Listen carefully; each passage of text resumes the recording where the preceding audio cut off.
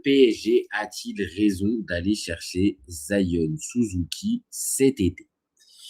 Alors, on a tous vu depuis plusieurs semaines, moi je reviens d'Italie, ça en parle quotidiennement sur la Gazzetta, et sur tous les journaux italiens. On a beaucoup parlé de notre ami Zion Suzuki qui devrait débarquer au Paris Saint-Germain, mais devrait aussi surtout passer par l'étape prêt. Donc moi, là, j'avoue que j'ai du mal à comprendre ce que fait le PSG. J'ai du mal.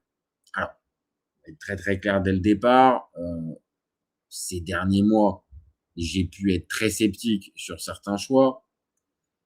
Et le PSG m'a répondu de la meilleure des manières en me disant que mes craintes ou mes inquiétudes étaient infondées. Donc, je mesure, je prends des pincettes et je ne suis pas définitif parce qu'en plus, on n'a pas le dénouement final de ce fameux dossier.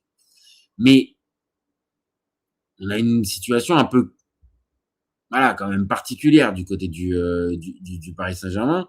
On risque de se retrouver avec 3 gardiens internationaux. Bah, vous me direz, c'est pas les premiers à avoir fait ça. Il y a le PSG a déjà eu ce type de questions-là. Mais voilà, on va se retrouver sûrement avec Zion Suzuki qui va débarquer. Très bon gardien au demeurant. Très bon gardien, on va en parler après. Mais très bon gardien. Lucas Chevalier ou Matvei Safonov.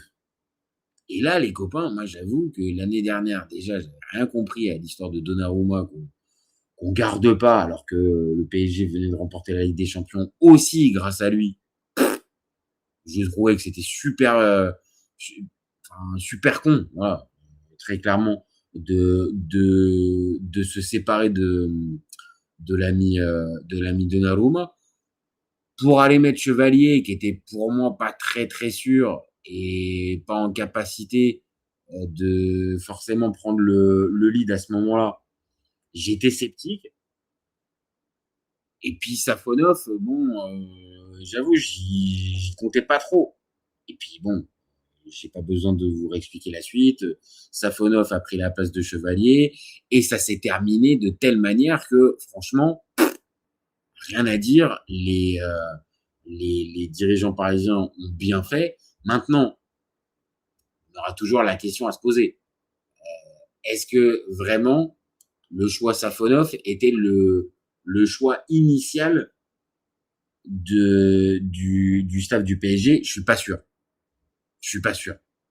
Mais là, tu vas te retrouver en tout cas avec 3 gardiens si Suzuki arrive, hein. Et aux dernières infos, on est très très proche d'un accord définitif entre les deux clubs. Donc, tu vas te retrouver avec 3 gardiens. Tu fais jouer qui là-dedans? Bon, Chevalier, on a compris, son dernier match, catastrophique contre Majorque. J'ai pas vu l'intégralité du match, mais son entrée est pas bonne.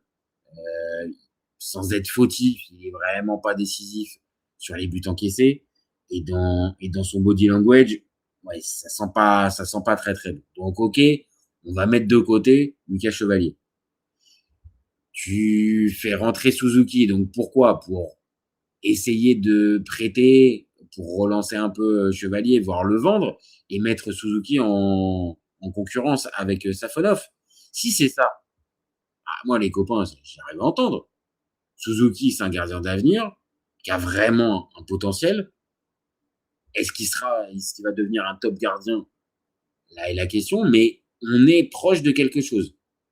En tout cas, il y a vraiment du talent et il y a quelque chose à aller chercher. Donc, moi, si on me dit, tu prends Suzuki et tu le mets en concurrence de Safonov, qui, on le rappelle, a hormis peut-être certaines actions où il n'est pas super serein, bah,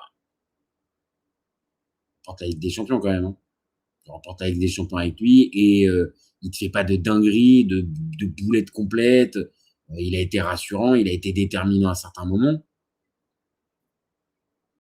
Donc normalement, pour moi, Safonov, tu repars avec lui. Mais comme on reprend la jurisprudence de l'année dernière, bah non. On a fait une saison avec Donnarumma, ça a super bien marché. Par contre, j'étais pas content de son jeu au pied. Safonov, c'est quand même mieux que Donnarumma au jeu au pied, mais c'est quand même pas non plus, c'est pas non plus Neuer Prime.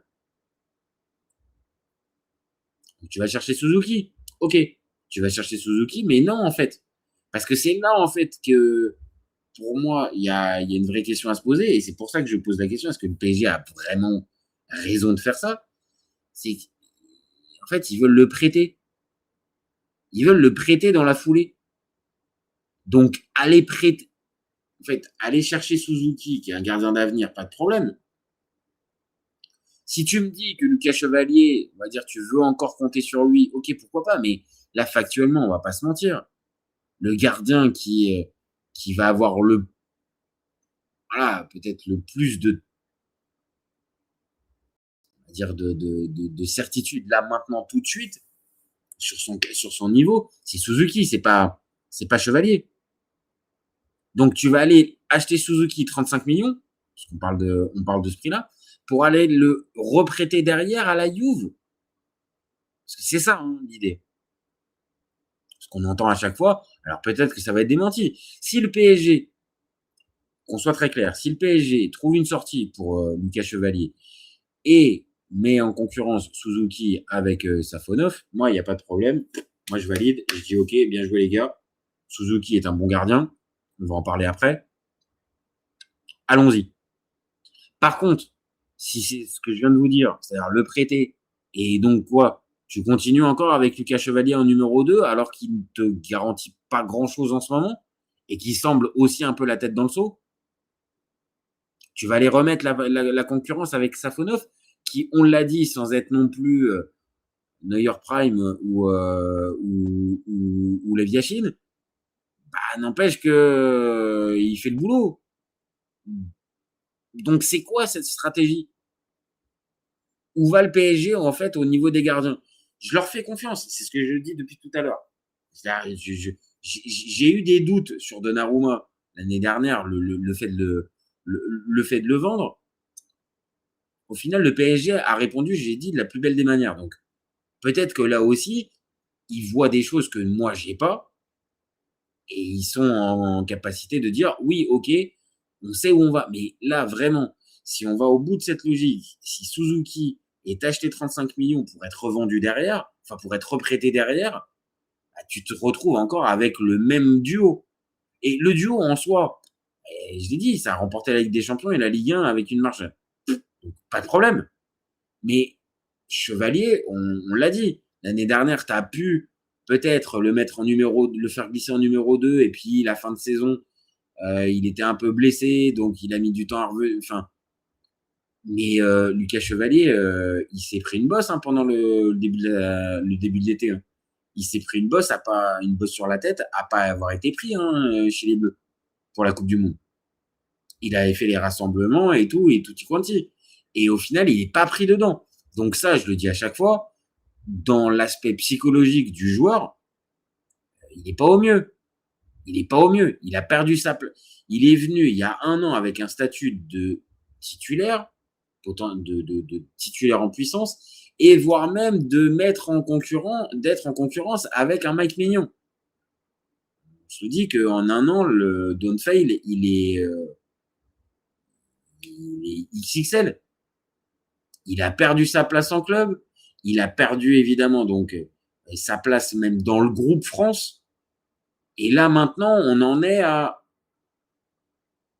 on va te remettre un nouveau gardien dans les pattes. Ça sent pas bon ça sent pas bon hein, pour Lucas Chevalier. Donc pour la fameuse question, moi je partirais donc qui tu dois faire jouer si tu es le PSG, si tu vas chercher Suzuki, tu le mets en concurrence Suzuki avec Safonov et puis Lucas Chevalier, bah, si la Juve cherche absolument un gardien, bah, tu leur passes Lucas Chevalier. Et peut-être que Lucas Chevalier, du côté de la Juve, il arrivera à se comment à se relancer. Mais là, si c'est pour le prêter, je vous le dis, je vois pas l'intérêt. Je vois vraiment pas l'intérêt parce que je le redis, mais arrêtons-nous quand même 2 minutes dessus. Zion Suzuki, c'est un très bon gardien en devenir, hein. C'est un très bon gardien en devenir qui peut vraiment être un gardien majeur dans les 5 prochaines années. Il a montré des choses très très intéressantes. Si on regarde sa saison, il est dans un club mineur comme Parme, hein. Donc il n'est pas dans un club dominant. Il arrive en 20 matchs à faire quand même 5 clean sheets. C'est un gardien très spectaculaire. Très spectaculaire. Je rentre même pas dans, on va dire, le style et sa carrière, sa vie. Voilà, c'est particulier. Il a des origines. Il est né aux États-Unis, donc japonais, parti en Italie il y a 2 saisons. Vraiment, c'est un excellent prospect, comme on dit maintenant dans le jargon. Alors, plus prospect non plus parce que il a passé un certain âge, mais voilà, on veut savoir au plus haut niveau.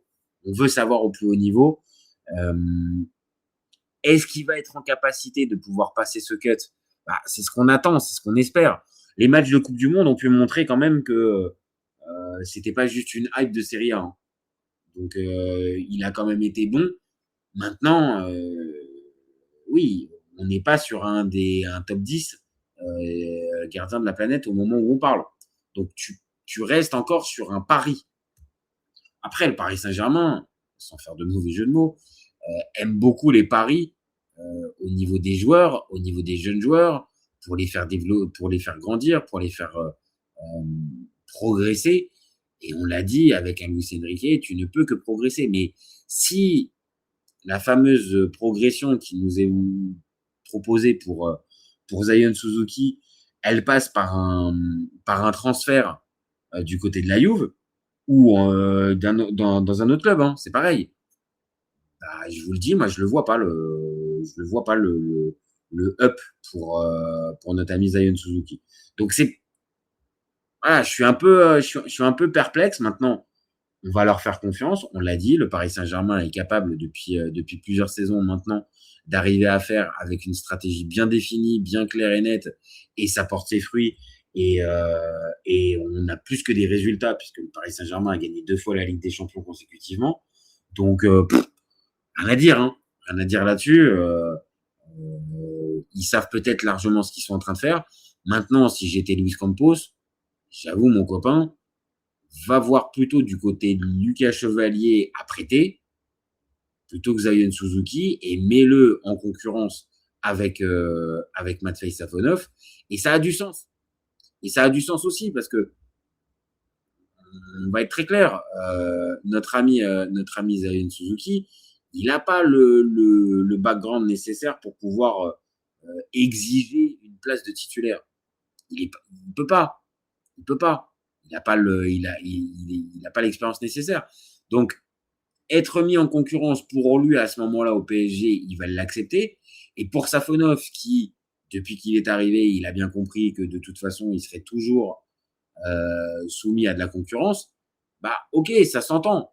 Le gardien national de l'équipe nationale du Japon qui vient pour être le concurrent, pour rehausser le niveau de jeu, bon voilà. Puis en plus, on est sur, on a été chercher un gardien ukrainien. Donc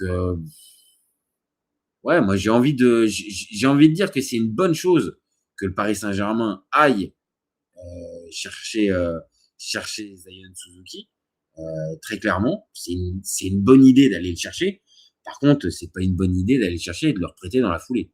Voilà, c'est aussi simple que ça. Donc maintenant, Luis Campos, je l'ai dit, il est largement capable de pouvoir organiser son mercato, l'effectif, Luis Enrique aussi. Voilà, il y a sûrement des raisons de vouloir sûrement le prêter, mais si, j'avoue, je les vois pas. Par contre, si c'est juste pour aller le mettre en concurrence avec Matvei Safonov, je vous le dis depuis tout à l'heure, là pour le coup, c'est un très bon coup et il faut y aller et il faut y aller absolument du côté du Paris Saint-Germain. Ouais, je